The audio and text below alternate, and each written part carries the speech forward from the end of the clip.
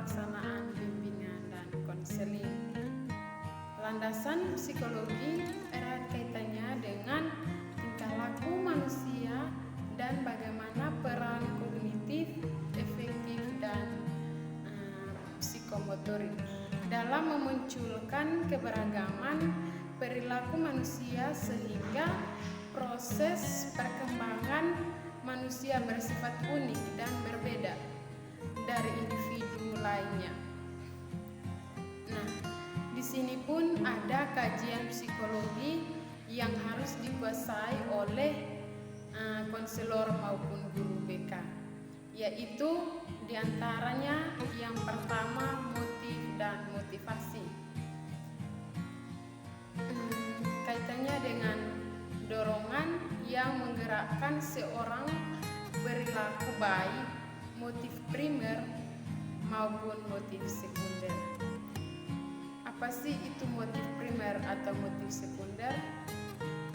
Motif primer adalah motif didasari oleh kebutuhan asli yang dimiliki oleh individu semenjak dia lahir, seperti rasa lapar, bernapas, dan sejenis lainnya. Sedangkan motif sekunder adalah motif yang terbentuk dari hasil belajar, seperti rekreasi memperoleh pengetahuan atau keterampilan tertentu dan sejenisnya. Nah, yang kedua itu ada pembawaan dan lingkungan. Pembawaan dan lingkungan berkenaan dengan faktor-faktor yang membentuk dan mempengaruhi perilaku individu. Pembawaan yaitu segala sesuatu yang dibawa sejak lahir dan merupakan kecil dari keturunan yang mencakup aspek psikofisik seperti struktur warna kulit, golongan darah, dan bakat, kecerdasan atau ciri-ciri kepribadian. Tentu, sedangkan lingkungan adalah sesuatu yang mempengaruhi kita, seperti teman, keluarga, terus lingkungan sekolah, lingkungan masyarakat. Itu bisa mempengaruhi dan membentuk perilaku seseorang. Yang ketiga ada perkembangan individu. Yang perkembangan individu berkaitan dengan proses tumbuh dan berkembangnya individu yang berlangsung sejak masa konsepsi atau prenata sehingga akhirnya hayatnya tidak ada yang sama satu sama lainnya. Jadi perkembangan itu pasti berbeda, setiap individu itu tidak sama. Nomor 4 yaitu ada belajar. Kita tahu tentang belajar. Belajar merupakan salah satu konsep psikologi yang sangat erat, mendasar manusia belajar untuk hidup Belajar seorang tidak akan dapat mempertahankan dan mengembangkan dirinya dengan belajar.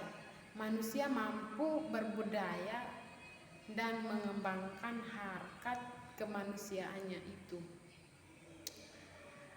Inti perbuatan belajar adalah upaya untuk menguasai sesuatu yang baru dengan memanfaatkan yang sudah ada pada diri individu. Penguasaan yang baru itu adalah tujuan belajar, dan pencapaian sesuatu yang baru itu merupakan tanda perkembangan baik dari afektif maupun psikomotorik atau keterampilan agar terjadi proses belajar. Diperlukan persyaratan belajar baik berupa persyaratan psikofisik dan dihasilkan dari kematangan ataupun hasil belajar sebelumnya. Yang kelima, pada kepribadian atau personality adalah sifat dan tingkah laku khas seseorang yang membedakannya dengan orang lain. Jadi kepribadian seseorang itu berbeda-beda, integrasi karakteristik dan struktur pola tingkah laku, minat, pendirian, kemampuan, dan potensi yang dimiliki seseorang. Segala sesuatu mengenai diri seseorang sebagaimana diketahui oleh orang. Adapun aspek-aspek kepribadian menurut ahli Amin Syamsuddin mengemukakan dalam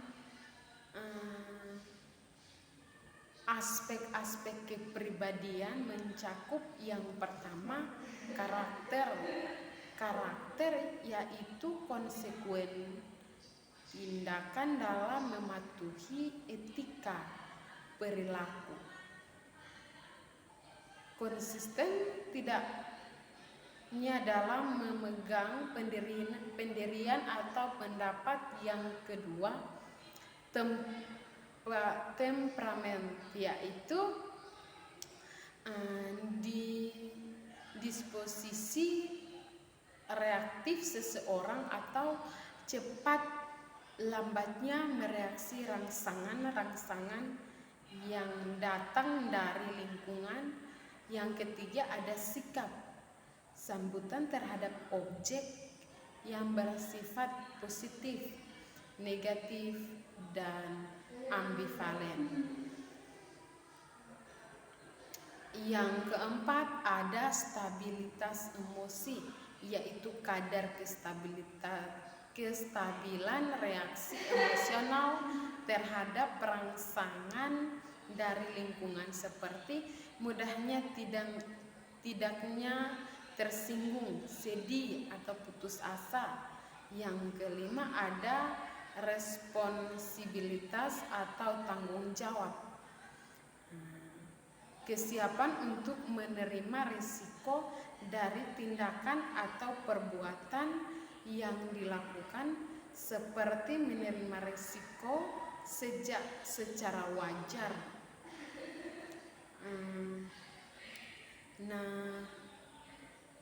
Yang keenam, ada sosiabilitas, yaitu disposisi pribadi yang berkaitan dengan hubungan interpersonal, seperti sifat pribadi yang terbuka atau tertutup, dan kemampuan berkomunikasi dengan orang lain.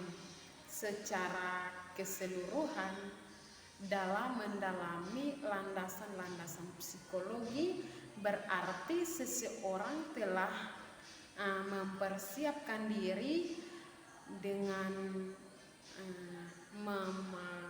memahami, mengetahui, dan menerapkan prinsip-prinsipnya dari teori-teori psikologi. Sebagai seorang guru BK di sekolah,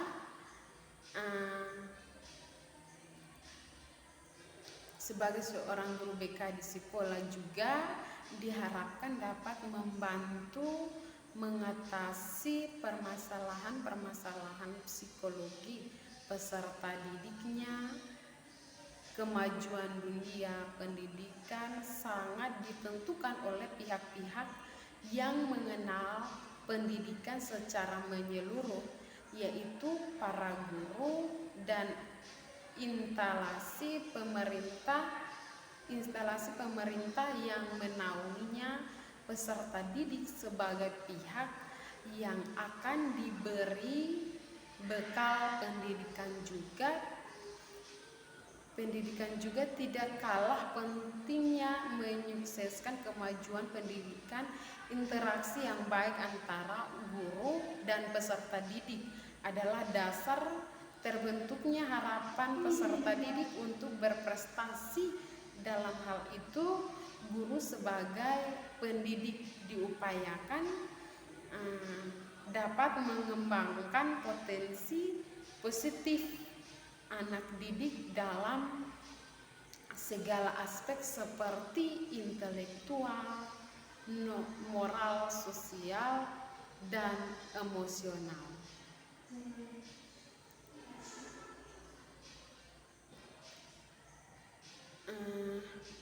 Juga menambahkan bahwa faktor pendorong lain perkembangannya konseling sekolah yaitu untuk menghadapi saat-saat kritis, misalnya kegagalan sekolah, kegagalan pergaulan atau pacaran dan penyalahgunaan obat bius.